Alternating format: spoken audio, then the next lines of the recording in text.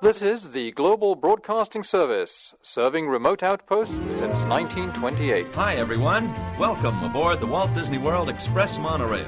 Caramba, we have something really big for you today. Welcome, foolish mortals. Now then, hang on to them hats and glasses, because this here's the wildest ride in the wilderness. This is the DBC Pod with Phil Schoen and Jason Dodge.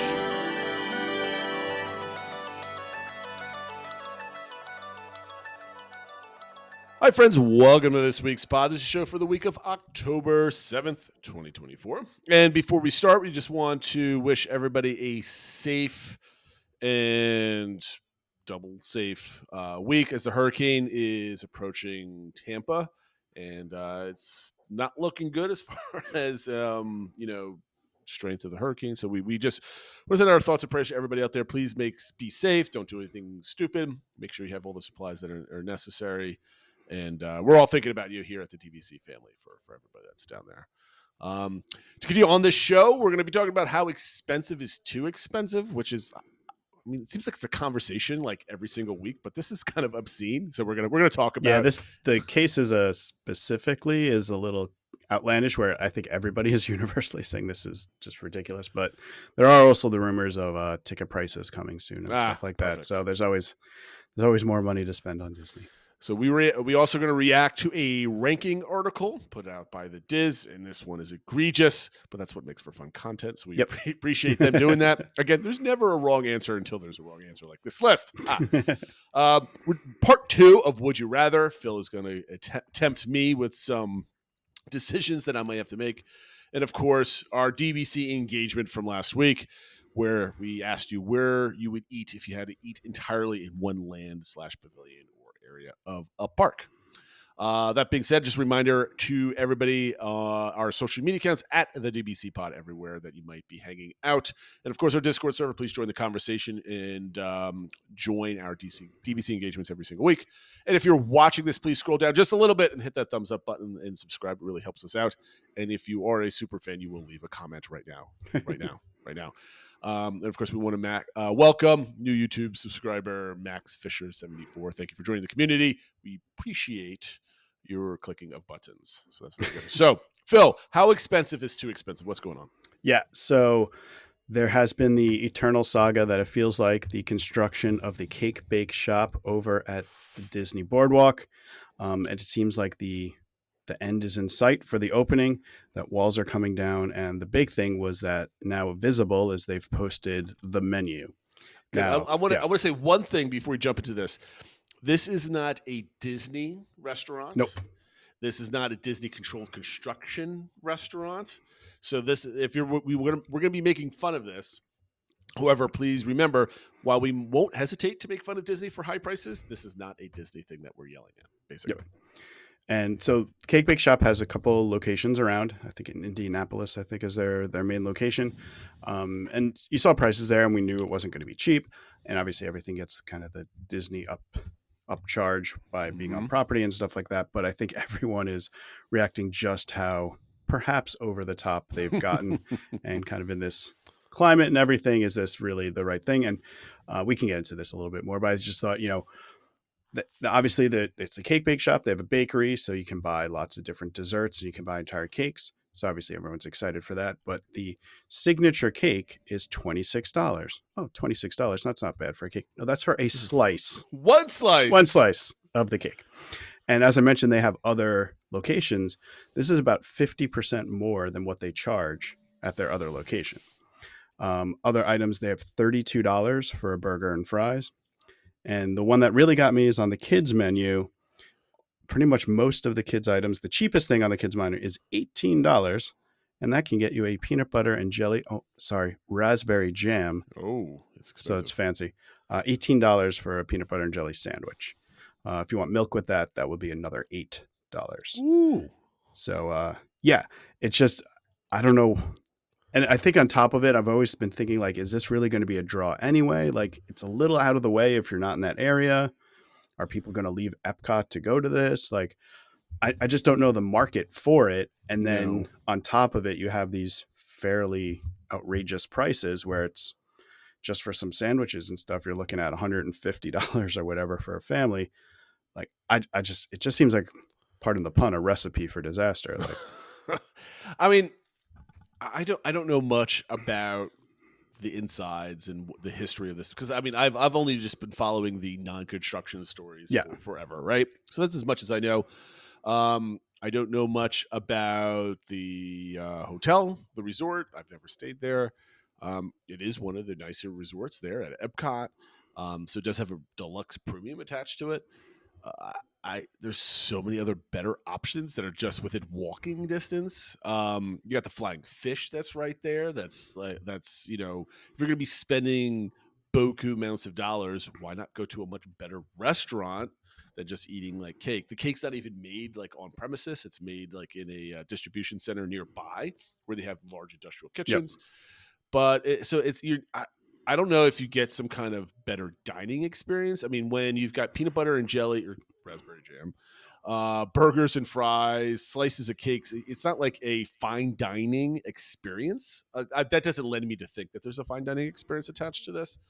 And what are you getting for all this? Like, this is obscenely high for like Disney prices. Right. I think that's what's jumping out to people, that it's like, yeah, there's the markup, but this seems even really high for Disney. And I have seen some comments from people who have eaten at the location in Indianapolis, and they say it's really good and they're looking forward to it and stuff like that. But I just don't know what the draw is going to be, how many people they're going to get going to this when it's the prices for that. I mean, they have a pretty big menu. They do a lot of brunch and stuff like that. And so I guess I could see if you're staying in that area and you want to get up and have brunch and stuff, there could be a bit of a market for it. But I don't know. It also feels like an area where something that's more like grab and go or quick or a sports bar. Well, I mean, I clicked on the Blog Mickey article that you posted in show notes, and they have just like screenshots, like pictures of like the actual outdoors menu. I pulled up a random one. Children's breakfast, bacon and eggs, $18. Egg sandwich for an adult, $23. Yeah. Crab cake eggs Benedict, $42. And I can quickly see this place. Granted, it's really expensive. Who knows if people want to spend their money here? I don't know it as a reputation, but I could easily see people wanting to see what all the hype is and just go in for like one piece of cake for $26 and split it among 3-4 people type of thing, right? It's the old issue with Be Our Guest restaurant where people would just go in for like sharing some great stuff and taking up a reservation. So yeah, I mean, you're looking at the pictures. It's a larger slice of cake, so it's like a 3-layer like sponge cake.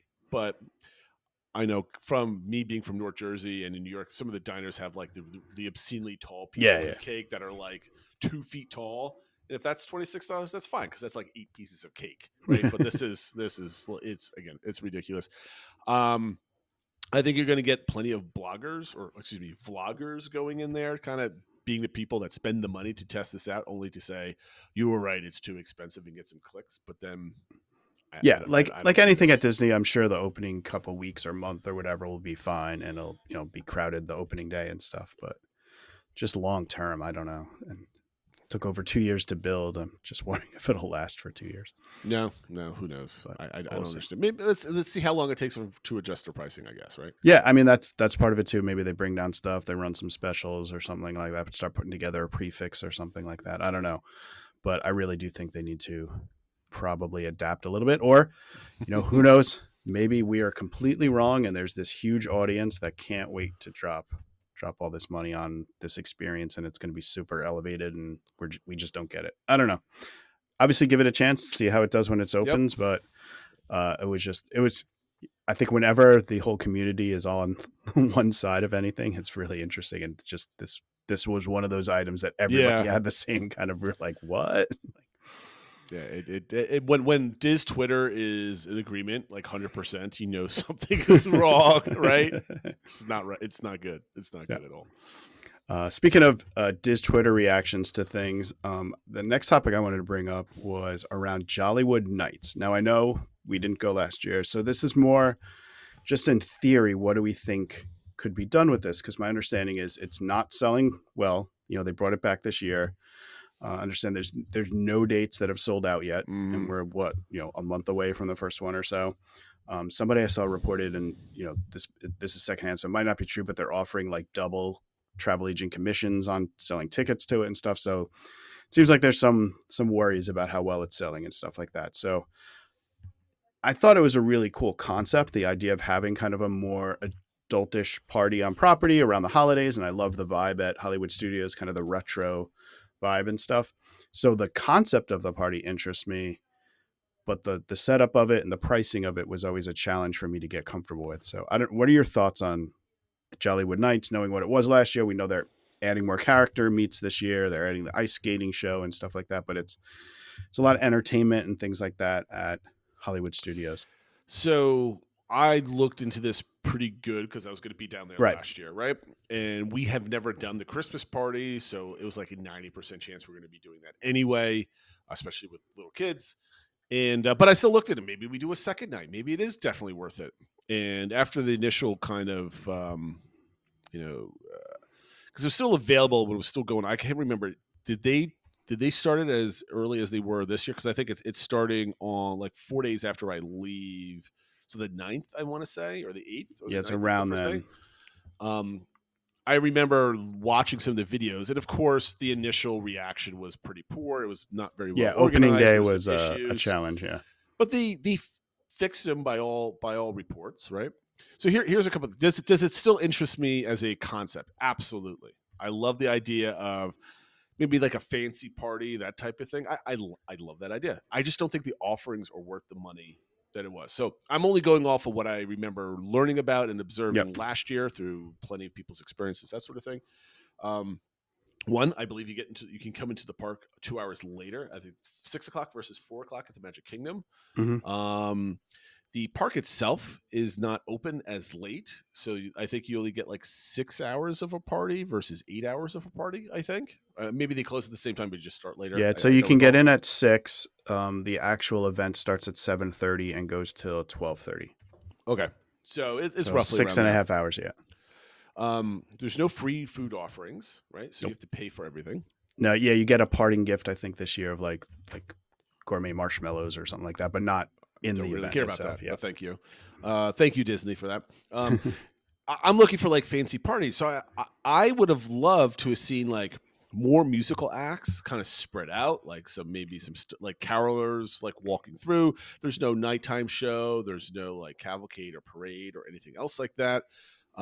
The Tip Top Club last year looked like it was kind of a disappointment. It was just kind of like a random bar that turned into like, a wagon of like pre-mixed drinks that you just kind of like in a band, granted, Mm-hmm. but it was like far out there.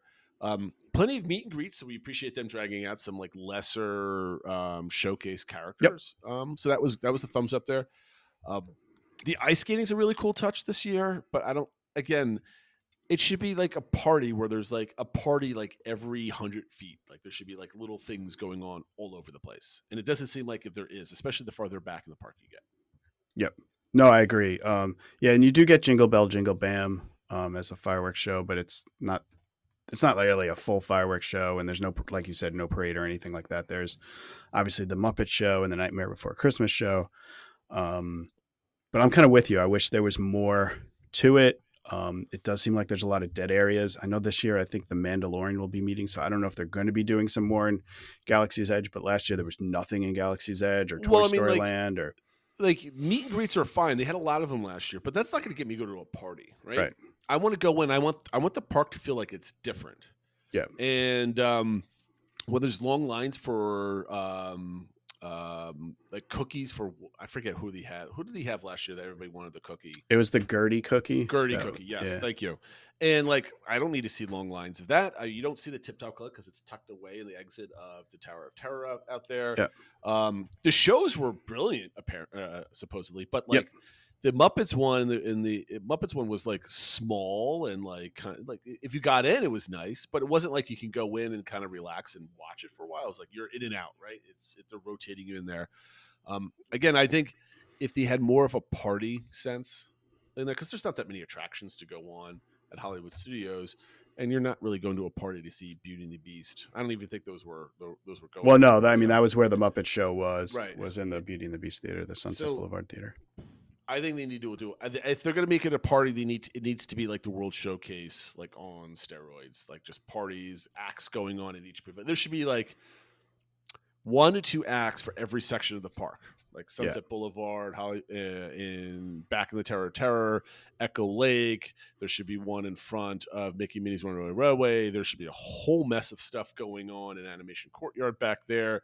There should be a Star Wars themed celebration, Toy Story. All over the place. And there should be parties, but they're not. Yep. So they're skipping. That's why it's probably selling out, because people are like, why do I want to spend $200 a person to have to pay for stuff? Yep. Well, and that's the big part that kind of got me. So just to know, it is going on for 13 days. The first one is November. Where was it? I think it's a Friday. 9th. Yeah, the 9th is the first one. Saturday the 9th is the first one, and pricing ranges from $159 to $179. And so that's a little pricey. And I think the big thing was, like you said, you didn't get any food included. They had a lot of food, and some of it was supposedly very good, but it's all extra charges. So you're paying, close to $200 a person to get in there, and then just to wait online and spend more money on food and drinks and stuff. So to me, I think they should go one of two ways. Either make it cheaper to get in and maybe sell like a season pass for locals or something like that, so you can stop by and check it out, a couple times or whatever. Or maybe even raise the price a little bit to like $250 a person, have fewer nights, but everything's included. All your food, all your drinks, like make it a full inclusive party. Like you're going to some place and, a holiday party at your friends, right? And everyone's passing around food, and you don't have to pay extra for the drinks or something once you get in. So if I could be in the Magic Kingdom and then also pay for another, I forget what I paid, $130 something a person for the dessert party, and you get unlimited like cakes and stuff. I mean, they're not wonderful things; they're catered type stuff. Yeah, but you get beer and wine as much as you can drink without acting up. But like, there's like, here's everything. You have as much as you want, right? There's none of that, and that stuff's not expensive. Like beer is not ultimately super expensive when you're handing it out, and they're not. It's not like they're serving bottles of beer because they can't have glass or cans lying around. So it's all going to be tap-based beer. They have the infrastructure for it there, or mixed drinks. Maybe mixed drinks you have to pay for, but beer. And I mean, maybe they have a couple signature things that are included, but extra. The higher end stuff you have to pay a little bit extra for or something. But just include a lot more and make it feel more like you're getting more for your money. Because I was thinking, because I was hoping that I might be able to get the tail beginning of it on that Monday that I was there, but it's 5 days away. I would go with my wife. I might actually pay the money now just to say that I've gone, because I don't think this is we'll see. I don't know if it's going to be back for year 3. But I think there is definitely a demand for a Hollywood Studios party. They need one to pull crowds away for the Magic Kingdom as well, right? Yep. And I think it just has to. I think they have to be less stingy and kind of figure out what people want, rather than say, "Hey, we have a party," and then you have a couple different productions, but the rest of the park is kind of like the same. Yeah, and like you said, I think they either need to go all the way in where it's for families or it's for adults, but right now it's kind of in between. So families are sort of like, I don't know if my kids will really like it or whatever. Like it seems like a nice place for a date night, but then not everyone can go with just, if they were there with their kids, or if, like I said, or if you're local, you've probably already done it and you probably don't feel the need to do it again, or especially at these prices. So somehow make it more appealing for people to maybe do it a couple times or return after doing it last year. But I don't think just the ice skating show and a couple new meet and greets is enough to draw people in. I think one thing you could do is have a couple different places throughout the park where they're singing Christmas carols or holiday music or whatever it might be. And it's an app on your phone or something with a QR code that you can scan. And if you scan 8 different locations, you get like, you buy it for like, let's say $50. In each place, you got to scan it in, or you get somebody to stamp like the passport at Epcot. You get a quote unquote free beverage and a snack at each one of the stands, because this is on top of the entry fee. And at the end, you get like a souvenir or another something to eat or take with you, that type of thing. But it'll get people kind of circulating around the park, because I think last year everybody was just in a couple different places. There was something new, and like people were going back to like what was it, like Frozone or something, like in the back of the park where there was like Edna was there. There was like nobody there, or Yeah. nobody in like Galaxy's Edge because everybody was where they. Well, there wasn't really much there for them. Yeah. So yeah. I mean, at least in the Magic Kingdom, you have places in all the corners of the parks to make sure you're walking around. They have live entertainment. They have the castle show. And because the park is so full of rides, people are spreading around doing the rides anyway, because that's kind of half the, half the want for going there is you get to go on all the rides. No, I like your idea of the passport thing. I mean, I know at the Halloween or Christmas parties at Magic Kingdom, they do, it's kind of a thing, like they have the different treat trails, and even though there's not a passport, everyone's like, well, I want to hit all the treat trails. Or for the holiday party, they're like, I want to get all the cookies and the hot cocoa or whatever and try them out.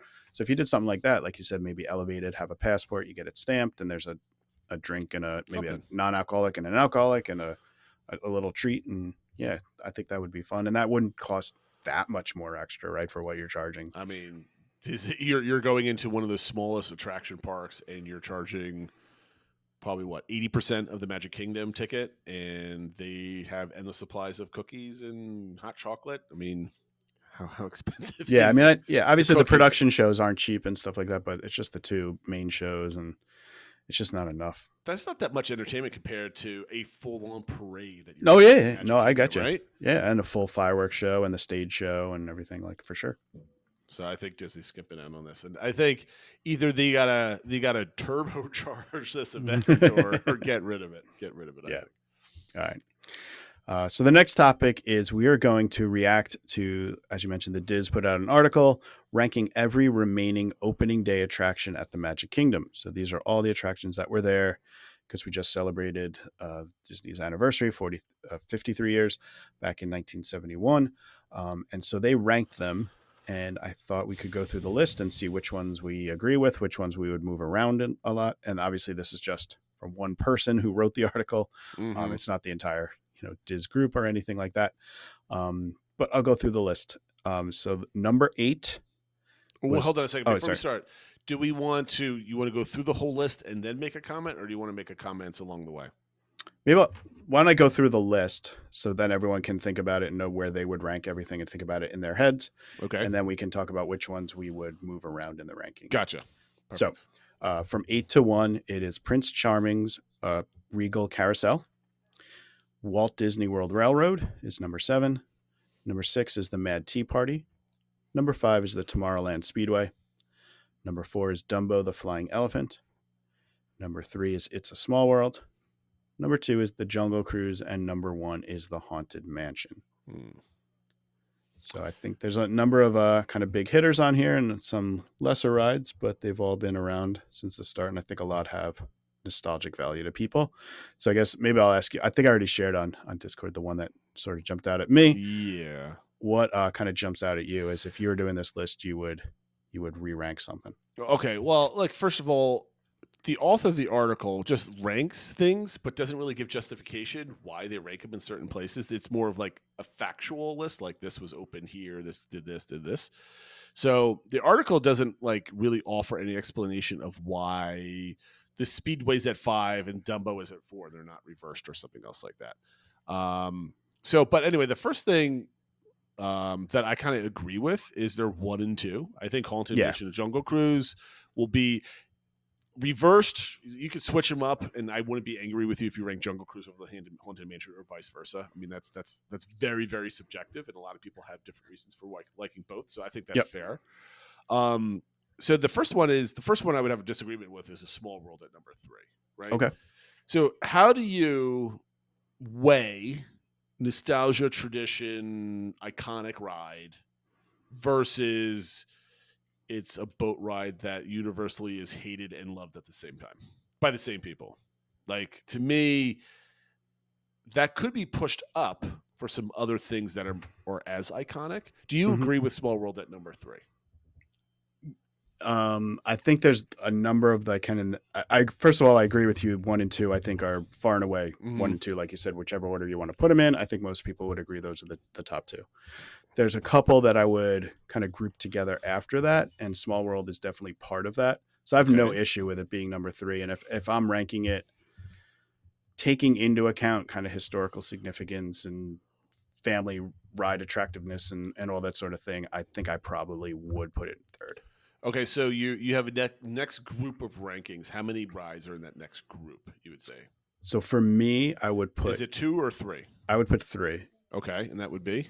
It would be It's a Small World, Dumbo, and the Railroad. Okay.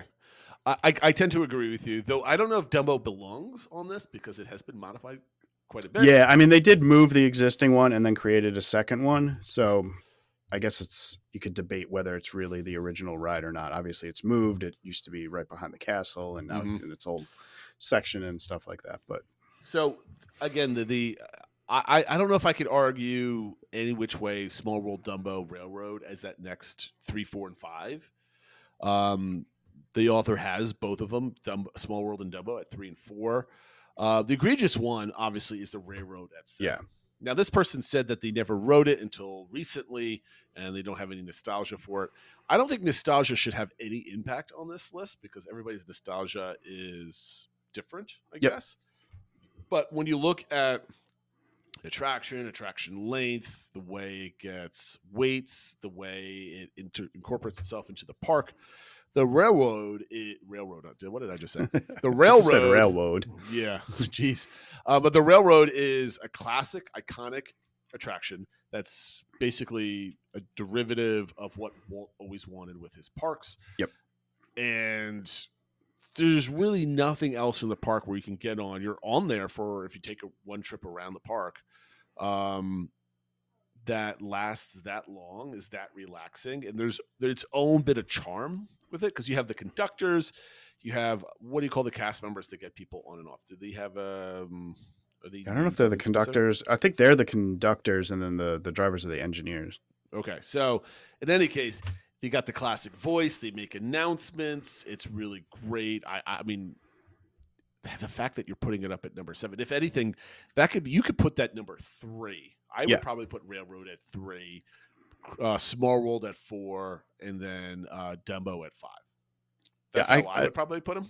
I'd be okay with that. Like I said, I think those 3 are grouped together, and I probably would definitely put the Railroad and the Small World ahead of Dumbo. So whichever order of those 2 you want to put it. Sure, I'm not going to argue with that. Plus, you have all like the kinetic energy of the train going around and hearing the whistle and everything. Like it just adds so much. I think we all commented when we were ever visiting and the railroad was down for the Tron construction, how kind of we missed it. Even if we didn't ride it that trip, you don't ride it necessarily every trip, but you see it going around, you hear it and stuff like that. It just adds a lot to the atmosphere. It's part of the sound of the park, right? It's always in the background. So after that, they have the Carousel at 8, Tea Party at 6, and the Speedway at 5. So those are the last 3, I think, right, that we have left over. Which one are you putting last on this?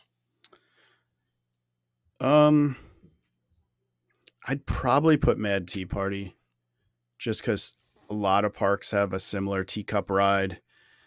It's cute. It's fun if you get there early and you see, Alice riding and stuff like that. But it's not special enough, and especially as I get older, I don't like getting dizzy as much and stuff. No. So it's just, I like that it exists. I'm not saying it's terrible and I want to get rid of it, but I also don't mind if I don't ride it any trip.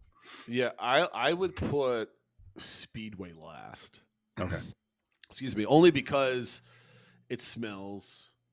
It's the queue for it is annoying. You got to wiggle up and wait and get down. The queue for it is terrible.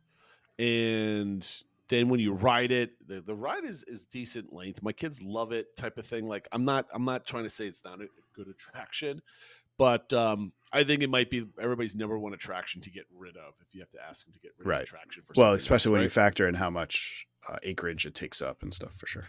I mean, even the people that are not thinking about like acreage and stuff like that, it's like, which one do you want to get rid of the Speedway? It smells, right? I mean, it's as simple as that. I don't think I don't really have a comment on like the Carousel versus Tea Party. I like the Tea Party. I don't think it's really iconic. The one at Disneyland, I would say, is probably closer to iconic than anything else. But that just has so much of a better look with it doesn't have the roof, and it's got the lanterns, especially at night 100%. And stuff. Like, yeah. So again, I can't argue too much. I just think obviously the railroad's way too far back. That's kind of ridiculous. I I can't disagree with. I think the Speedway's too high on this. I'd even put the carousel ahead of the Speedway. I mean, I guess I did if I put. Yeah, Speedway well, you said it was but, last, so yeah. But like the carousel has its own little charm to it that even if you don't go in a carousel or you don't have small kids that want to go in the carousel, it's always nice to see that right there in the center, spinning around, the kids just enjoying it, the joy on everybody's faces going around it. I always like It just fits a castle park. Yes. It fits a theme park, and it's a really nice carousel. It's not, they didn't build it for the park; they moved it from its original It's location gorgeous and stuff. But it's really, and they generally keep it well maintained and stuff. So yeah, it's just very. I would be rather upset if all of a sudden they were like, we're ripping it out. Yep. I would have much less issue with them getting rid of the tea party than the carousel. For example. I agree. I agree with you. So here's a conversation I was having with my wife after people were arguing online about, a certain, I can't remember. It was on WDW Magic, and it was in one of the threads about whether it was the Encanto thread or the New Cars Land thread or whatever it might be. And they were talking about like Disney is terrible. They're breaking down like iconic rides. And somebody was calling Splash Mountain an iconic ride. Mm-hmm. And I tend to disagree with that. Not saying it's a bad ride. I think it was a fantastic ride. But an iconic ride, to me, it has its own special layer of specialness. And again, this is a very, very subjective conversation, right? So I'm not saying anybody's wrong or right, but I'm like, I never really thought Splash Mountain was iconic. Phil, would you consider the old Splash Mountain attraction an iconic ride for Walt Disney World?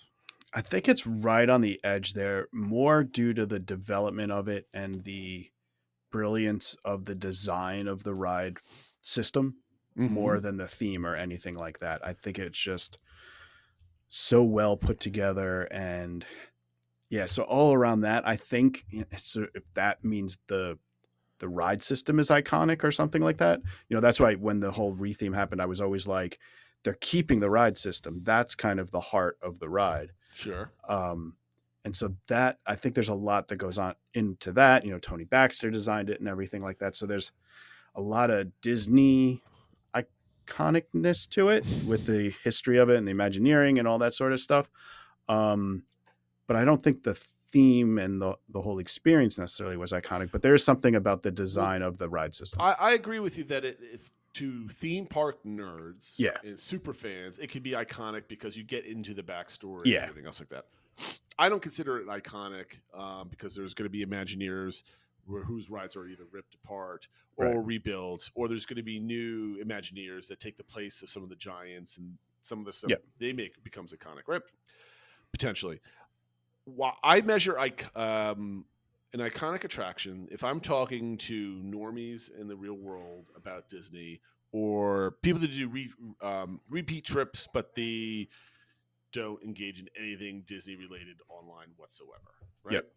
Do they go to Walt Disney World to ride Splash Mountain, right? Right. And my hypothesis is no. Because I agree with you. I believe Splash Mountain is like right below the tier of iconic, right? Yeah.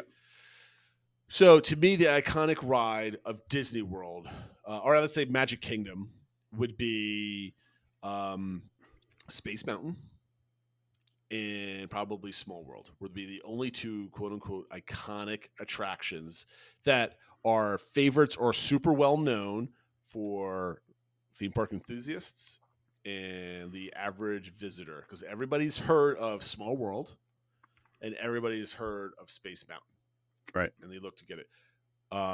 Do you disagree, or would you add any other attractions in the Magic Kingdom to that list? So I agree with those two.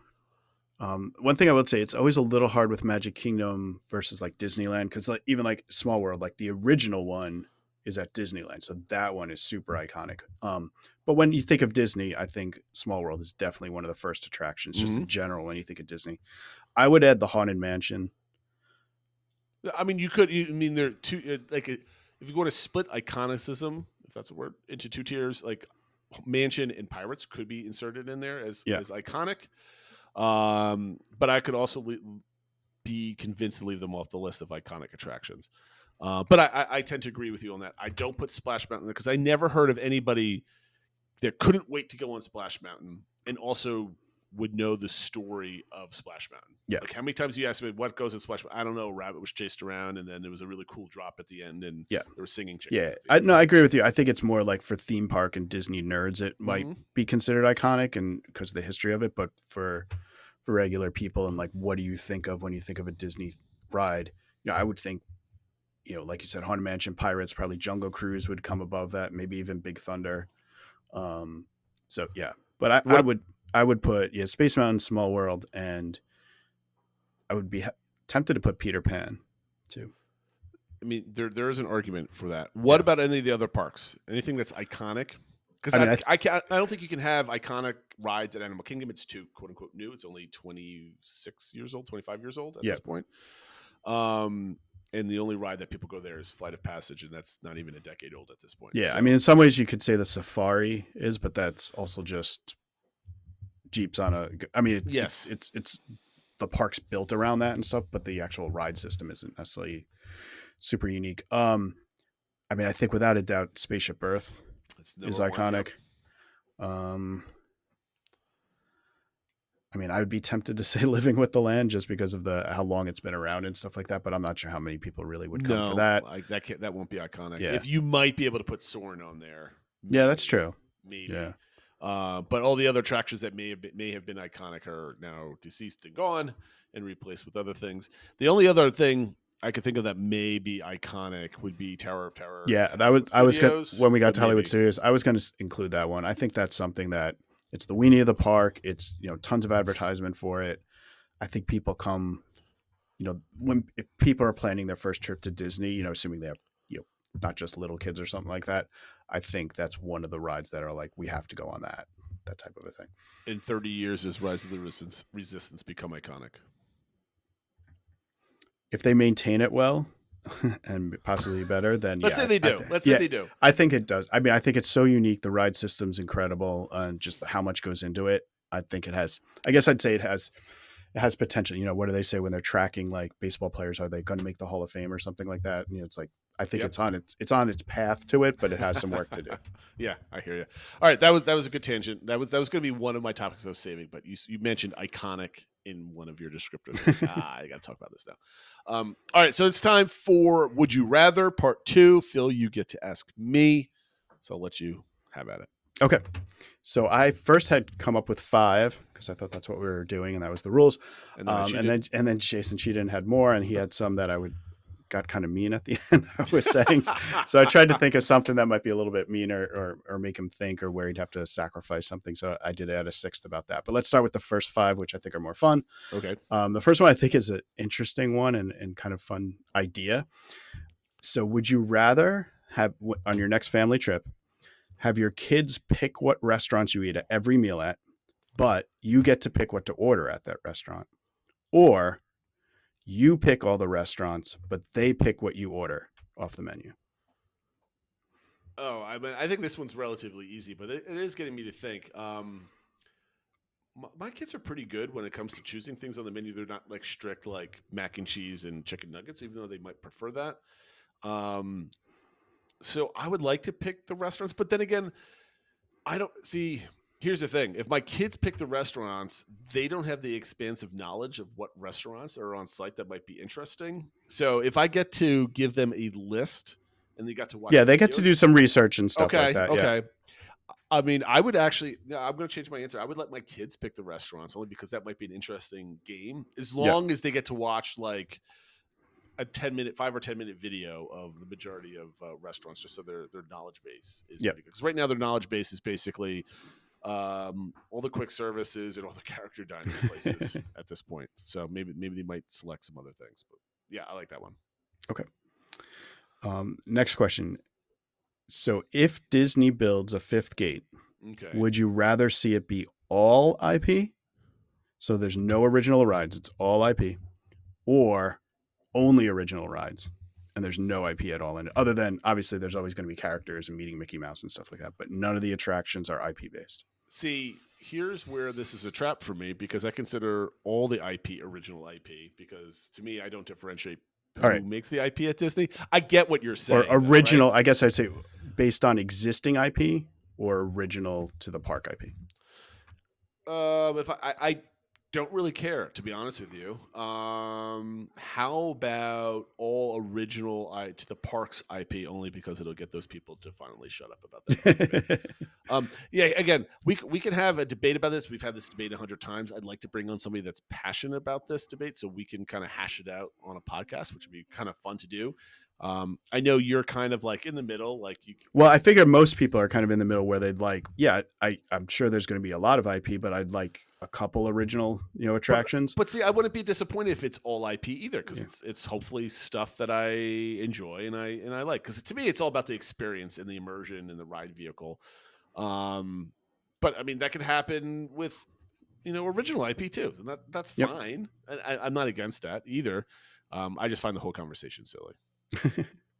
But all right, for the next one, would you rather buy into or be gifted or whatever DVC? So you now would have a sizable DVC contract that would allow you, say, 2 weeks a year to visit Disney using DVC. Okay. Or have a villa vacation house in the area, but that means now you're staying off property. Like I own the house; it's my physical asset. Mm-hmm. I mean, don't think about like the assets and the equity and stuff like that, but just thinking like, would you rather have that house that you own, it's yours, and you can go there whenever you want, but you're staying off property, or have DVC where you get to go a couple times a year, but you're staying on property in deluxe accommodations? I don't know if I might be overthinking this because maybe you didn't think about this, but I think the obvious answer is you get the house for two main reasons. One, you get to stay there, right, and remove that cost. But owning a house, you could potentially become a Florida resident and get very inexpensive annual passes. Oh, yeah. So, well, you can get DVC gets annual, but it's passes. still twice the cost though. Yeah, annual pass is what, $1,200 right now, I think. Yeah, I forget which level DVC you can get. Yeah, $300 off the regular AP, and then the Florida AP is like $400. The lowest level one with all the blackout dates, But that's affordable. So if this is my secondary home, I'm not retired yet to this thing, right? I'm traveling there. I could probably find a time in those blackout dates to bring my whole family and go there inexpensively multiple times throughout the year. So I think owning a home, getting cheaper annual passes, because we always talk about tickets are the main driving cost, right? That will allow me to go much more often to Walt Disney World than owning DVC. Yep. I mean, that's definitely what it would be. It just would be less. Each trip would probably be a little less immersive and outside the bubble. Well, let's do the math. Let's say I get annual passes for my family for $400 a head. It's probably a little bit more expensive. Let's say $500, right? So then per year, that is $2,500. Yep. Right. So currently, for my trip next year, a book of tickets for 6 or 7 nights, 6 days is $800 and something. I want to say. How much? See, 2,500 versus 3,500. If I go just one more time, the savings on that would be roughly around $1,100 or so. Right? If I just go 2 extended stays, I could use that $1,100 in savings and maybe stay 1 or 2 days at a hotel and get a little taste of the Disney bubble before I have to go back to my second home.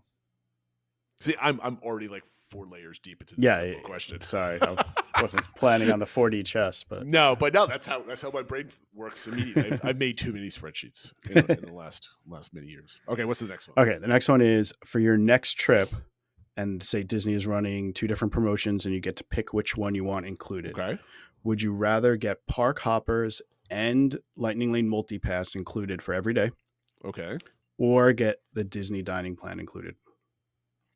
So basically all your food's covered, or park hoppers and multi-pass is covered? I think from the cash side, the dining plan's cost more, right? Right, because I'm just thinking about the dollars. The multi-pass, am I getting the single pass or just multi-pass? I was doing it just as multi-pass. But okay, that's fair. Yeah. Oh, no, let's use it. So let's say $25. That's $125 a day. That's basically the cost of just my dining plan. And I'm also getting hoppers, which for a whole trip is 90 times 5, so that's $450. So how many days am I saying? Just like a week, let's say. Yeah. Maybe, let's say 5 times. So I'm looking at about $900 versus 200, or I'd say $300 a day for my family. So dining plan wins out cash, right?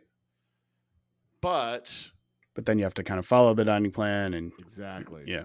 Exactly. So the park tourist in me wants to pick the multi-pass and the hoppers, I think, because I think I have a better vacation with that. Mhm. But the person paying the bills and me is like, the dining plan would be like super inexpensive. Though I mean, if I have it for free, maybe I'm not forcing myself to plan. Yeah, you're not worried about maximizing the value as much. Yeah. Because that's all of a sudden my upcoming trip, that's kind of getting to the point where now I've got the dessert party on Saturday night. I've got Artist Point on Monday night.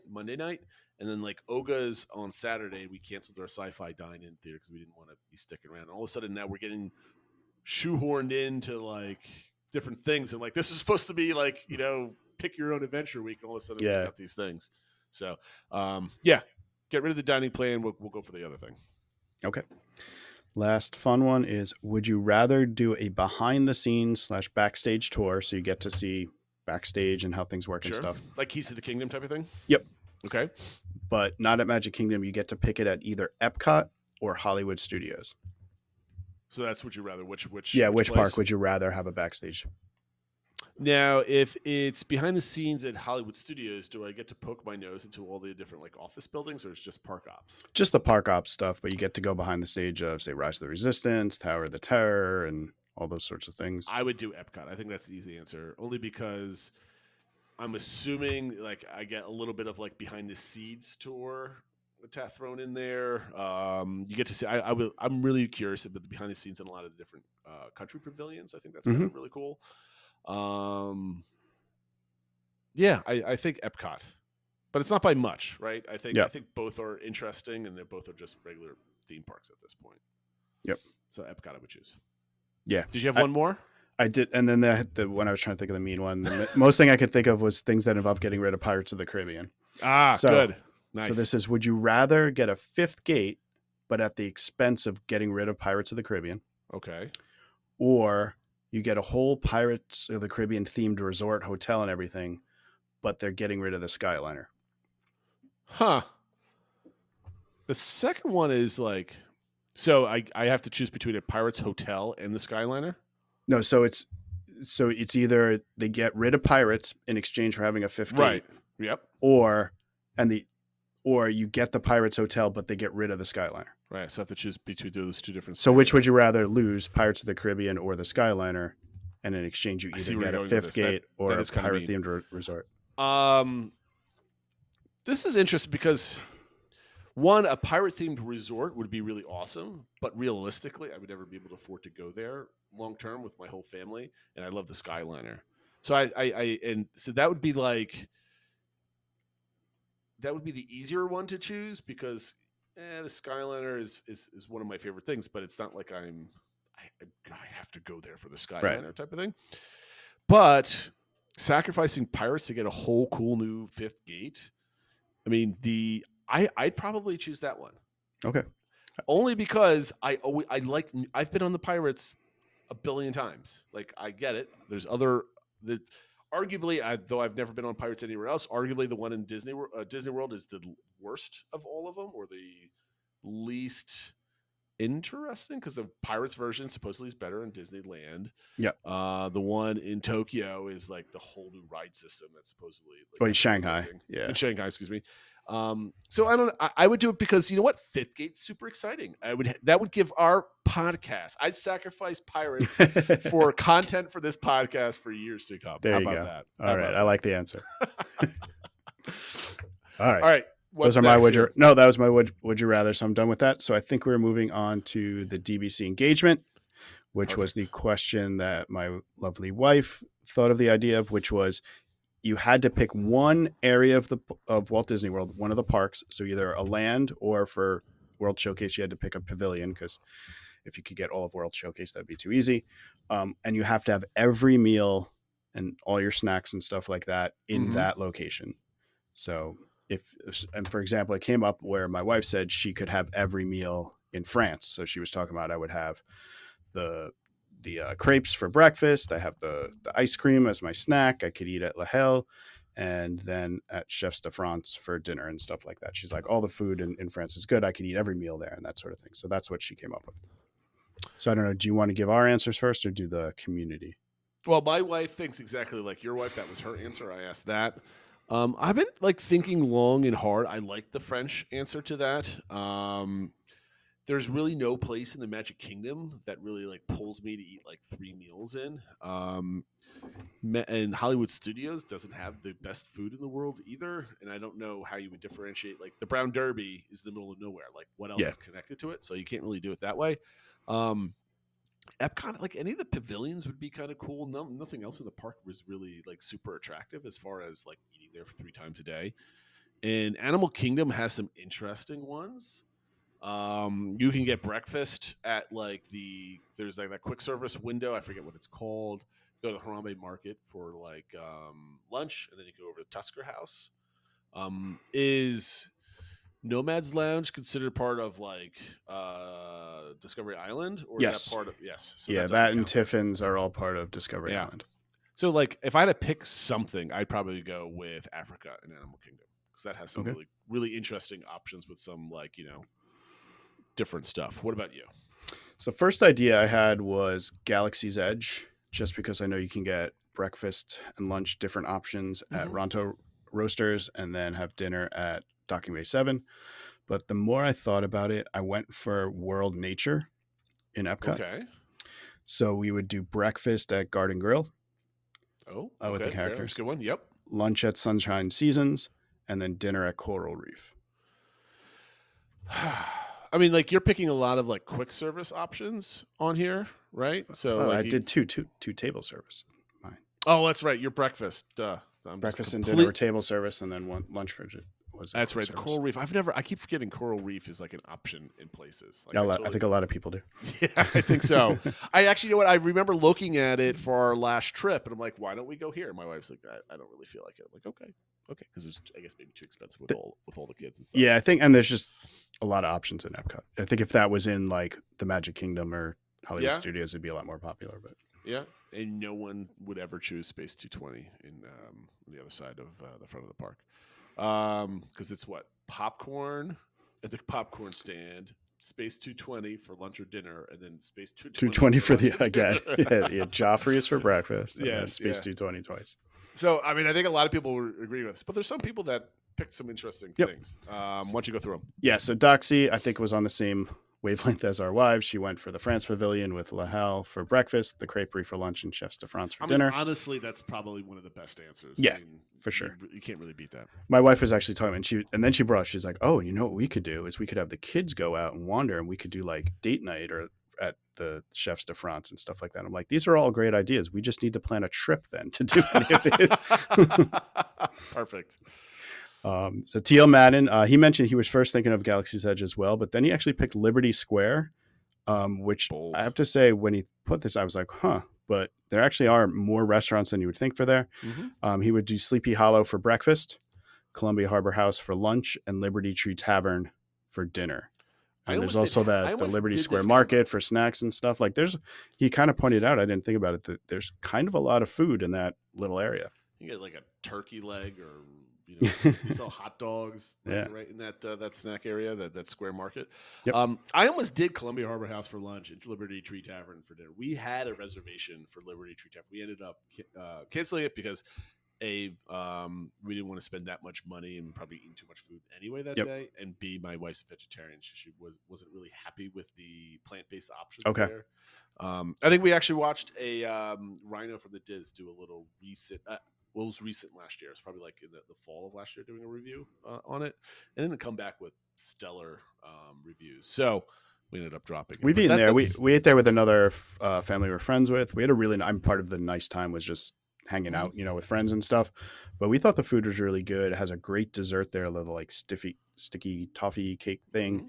And we went, I think it was towards the holiday season, so they decorate it really well for the holidays and stuff like that. So it's a nice place. It kind of has like almost a holiday Thanksgiving-y type feel to it. So it's really nice, I think, around that time. I mean, I want to go here pretty bad, but again, my wife doesn't. I always have to look at a menu. Is there enough options where my wife doesn't feel like, well, there's one thing, I guess that's what I'm eating here. I like to plan things where she at least has some options to eat. Yeah, so I haven't looked at theirs to know what they're plant-based, because I know like Garden Grill and some of those, like they have a whole plant-based If I remember correctly, at Liberty Tree Tavern, there was like a Impossible meatloaf.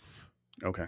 And then, your normal salads. Okay, so they didn't get a whole like some of those places you get a whole platter that's plant-based options. There might have been other things. I just remember meatloaf for whatever reason. I could be completely wrong because I haven't looked at it in like a year at this point. So Brett 3-Day asked if Toy Story Land counts, which of course it does. He said he would do Woody's Lunchbox for both breakfast and lunch, because they do have different options for breakfast there, and then do Roundup Barbecue for dinner, which somebody pointed out you could just probably do one meal there and be full for the whole day. Doesn't Woody's Lunchbox have like a Pop-Tart thing for breakfast or something? Well, it has the Pop-Tart snacks all day.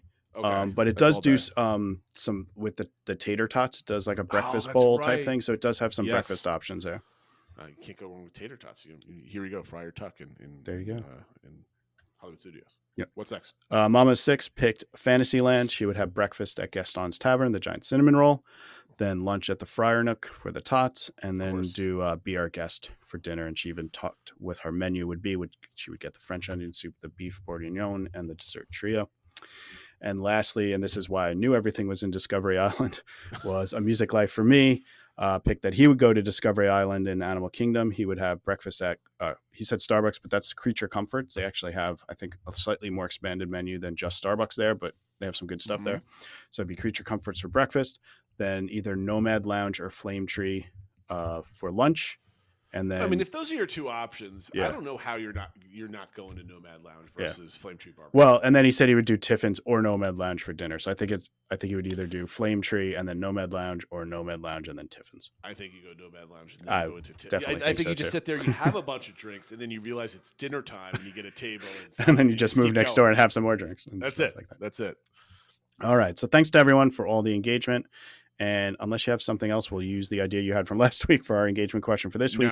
Nope, you have something else? No. I like this one. Let's go. Okay. What is the best time to arrive at the parks? Now, there is only right answers here, so we will choose what those right answers will be next week. We might change our minds between now and then. No, it's obviously subjective. I do like seeing what people's opinions are. So as you're thinking about your answer, this is basically what you do or would do on a perfect scenario. Perfect scenario meaning you're there with your family, everybody's up and ready to go exactly when you want, right? So don't think about like, well, we like going at 11 because it gives kids enough time to get up and get ready. Let's assume the kids can get up and get ready whenever you want them to. What time would you like to arrive to the park with your whole family? So if you like to sleep in, whatever time you wake up and get ready to go is the perfect time, right? So keep that in mind, what you would do if you control all the different little things that could possibly go wrong in the morning as you're trying to get ready for your day. Yeah. My answers have evolved over time on this one, but I don't think too much. But we'll wait to next week. And I think that's it. A reminder to everybody about our social media again, at the DBC Pod everywhere you go. If you think that we were wrong at any of our options, please come on to the DBC Discord. If you're watching this on YouTube, the link is below. If not, you could probably go into I think you can include Discord links every week on the show notes and in your tweets and everything else. If you're watching on YouTube right now and you've made it this long and you have not liked and subscribed our video, please go below and click those buttons. We highly appreciate it. Even if you leave a comment saying, I will not leave a comment, that still works. We like that. That being said, everybody, thank you for watching and listening. Take care, everyone.